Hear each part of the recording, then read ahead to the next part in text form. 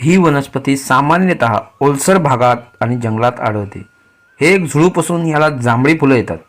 या वनस्पतीला नाकेरी, लाकेरी, पालोरे, रिंदा, जंगली गुलाब, लॅटिन भाषेत या वनस्पतीला मेलास्टोमा मालाबाथ्रिकम या नावाने ओळखले जाते.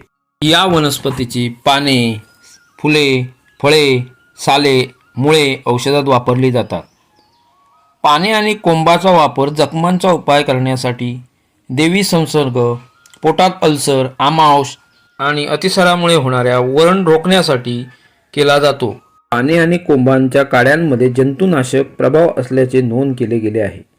दाढदुखी कमी करण्यासाठी मुळांच्या अर्काचा वापर केला जातो. कच्च्या अर्काचा वापर अतिसाराच्या उपचारासाठी तुरट म्हणून केला जातो आणि प्रस्तुतीनंतर मूळव्याध उपचारासाठी देखील केला जातो.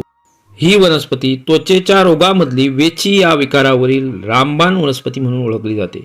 यात पानांचा व मुळांचा वापर केला जातो.